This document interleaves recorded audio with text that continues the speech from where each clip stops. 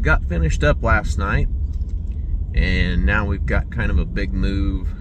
It's kind of our furthest southwest area, and gonna have some of that move on film today. Might combine a few days in a row here and see how that goes. Learning as I go, so bear with me. So this is our Alumatech End Dump trailer. We haul lime, stone, dirt, granular products. We also use it to haul grain. It's got a 5-stage cylinder on the front. Typically with grain we don't raise it as high, but this trailer actually stands very high up. I'll probably raise it when I get done if I get a chance. If not, I'll post a picture of it. Kind of handy being a dual use.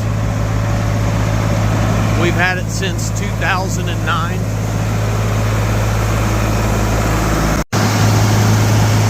It doesn't have an electric tarp, so the hand crank on the back kind of wraps around the side.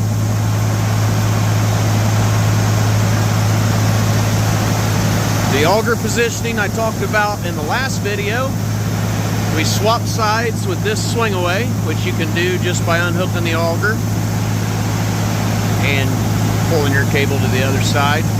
So we had to move that in order to get the auger squeezed in. Actually came from the opposite way, kind of jackknifed it. It's handy with the little Rural King tractor. We already have this bin full, 2 more just like it, and this one, and that will be our soybean storage for this year. The rest are contracted for harvest delivery off the combine. We're finally not fighting the green pods. Everything we're harvesting's reasonably dry. The beans themselves, the moisture's been 14-15% because of the last rain event. We're hopeful they'll dry some today. Many times layering in some 13 or below beans on top of these, that moisture migrates in the bin. Should end up with the right moisture. Big thing is there's no green pods or any kind of material that can cause spoilage. That's all gone now just because of the time of year. The beans have finally matured a lot more. For that particular dump area, we utilize just our end dump and our day cab. Our sleeper trucks are just too long really to get in there. Now, as we're about to go to the field, we have our fuel trailer. I can open it up and show you guys what that's all about. Carry 750 gallons of diesel fuel. And then we have 25 gallons of DEF. We were too cheap to pay for the factory DEF option. Obviously bought a used trailer, so that was what we improvised with. Works great. Has a gas pump and a hose reel. Makes it really nice when we're filling things. It's got good reach. Have our tools in here. Kind of kept them mobile. We can pull the box and walk with it. Then we have the 750 gallons of diesel fuel on the back. Got an air compressor, slash generator, hose reels, extension cord. All of your basics. Grease guns. Hooked to my dad's 01 Duramax. 348,000 miles and still ticking. So we had to raise it as it empties out. You can see inside the trailer here, there's a black poly liner in the bottom. These trailers actually lime and dirt stick in them in one side, and you raise and they roll over and play dead. So we put a poly liner in, and we're always mindful of how we're dumping it. It's still kind of a hazardous trailer to dump at times, especially in the field. So while I'm thinking of it, I have a story. I was raising this trailer in the dark and didn't want to get out multiple times, so I went ahead and raised it at the start. Well, it was full in the front and not all the way in the back. The stuff at the front ran up and over the back. So I learned that lesson the hard way. So there's a lever up here in the cab, and when I raised that, the trailer raises. So you can see the big cylinder, each stage gets smaller, and it actually has 5 of these to stand the trailer up. And that 5th one is definitely up there. Sounds like we're winding down, almost have the truck empty. Next one in line to dump. So when we lower it, we pull there, and it lets our trailer down. Now we had to lock our trailer brakes because it pulls the truck backwards as we dump it. So as we lower, it's going to push the truck back forward. You always have to be mindful of that when you dump and leave room. So pulling up to the field.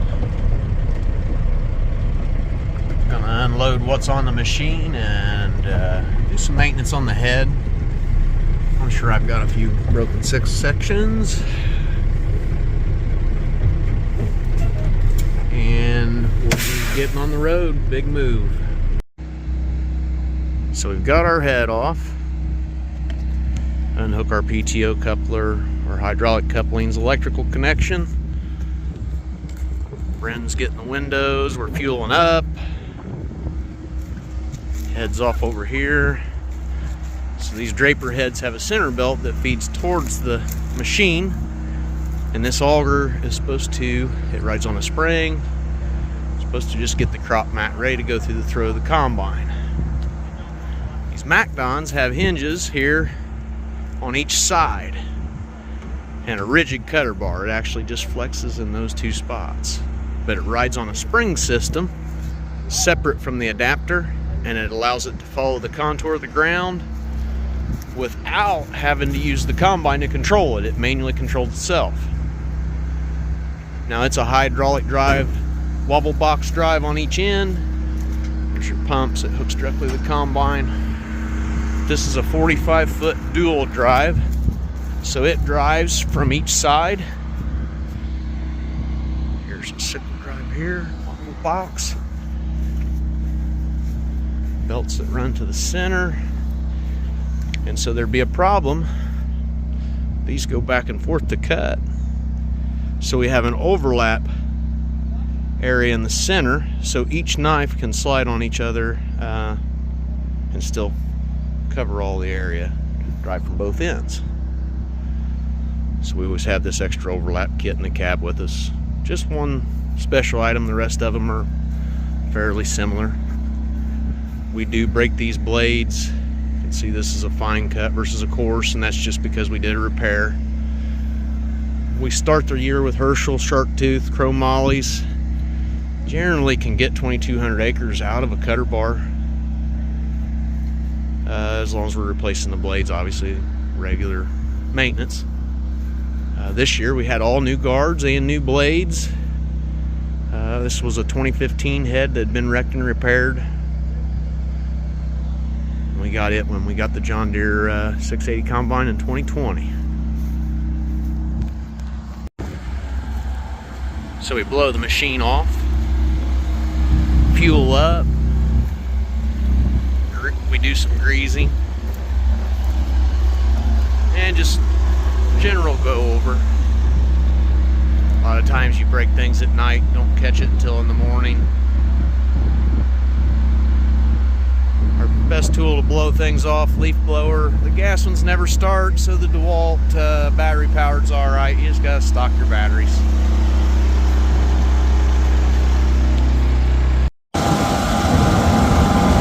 So we just got the head on. He backed in the corner there, picked it up. and I'm getting ready to get dirty. So we've got good wind today, and that's going to dry things out, make a nice day of bean cutting.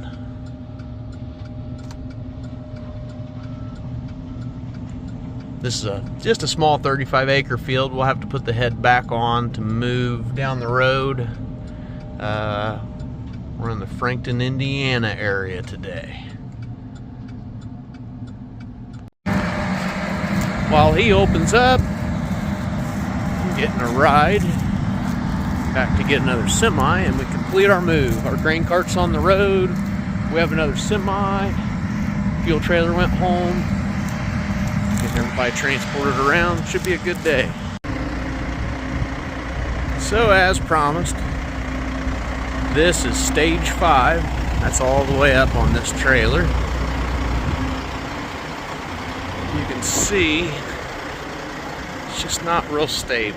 So we lock our back brakes, and the truck backs up as the cylinder pushes it up. Come back here to the back. Give you a quick view of that liner now that we've got it up in the air, and there's a sun, and you're not gonna be able to see it. Anyway, that's what we've got.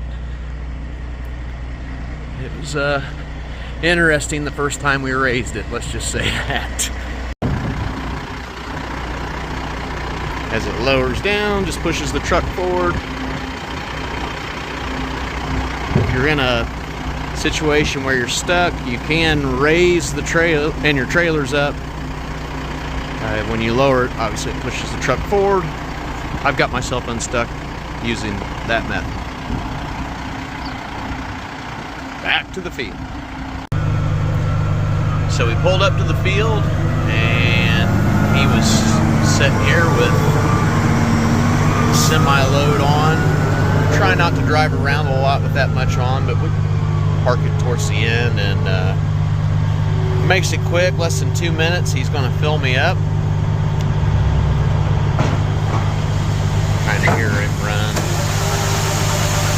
It has an auger in the bottom that drags this way, and it comes up through a gearbox. It transitions that way. This particular cart is rated for 1,300 bushels flat across the top. If you heap it up, they claim you can get 1,450 bushels. It's unloading 1,000 bushels in less than 2 minutes. It's a 2012 model Kinsey 1300.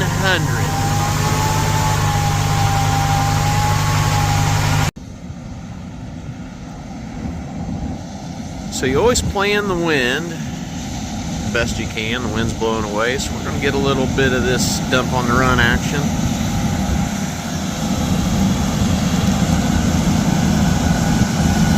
Takes some time for the two guys to get in sync, but it's really cool when you do. The grain cart allows us to minimize the amount of times that we stop.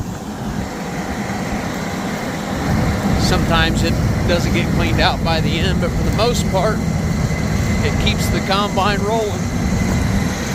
We've found in corn, I would say up to a third more capacity than running without one as we get out of the way.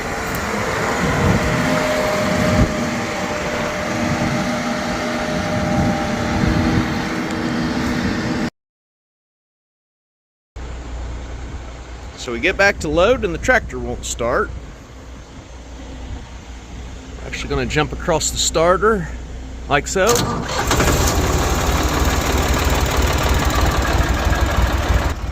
It works. Almost to finish up unloading. We just finished up our big area that we moved to today. So we're on another move this evening. Probably going to move and just fill semis. That'll keep us busy. So we're about ready to pick the head up. We've moved. And he may or may not get that if he can't. Generally one honk means pull forward. Two honks of the horn means back up.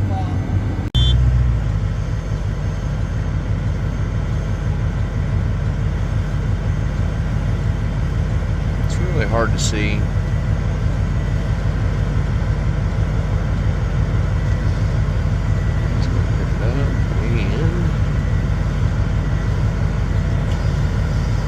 Got it.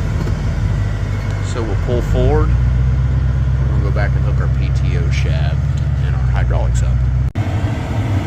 So we're going to walk up here, put the hydraulics on, the PTO. I'm not going to be able to do that in video. Anyway, you get the drift. So we've got everything hooked up. He's getting ready to enter the field. He's changing his monitor over, a few things like that.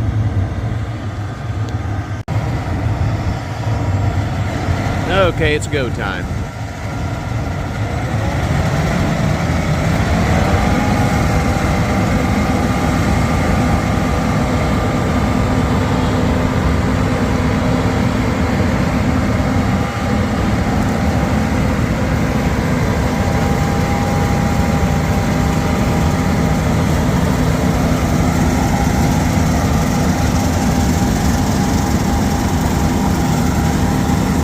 I'm gonna get dirty. Catch you guys later.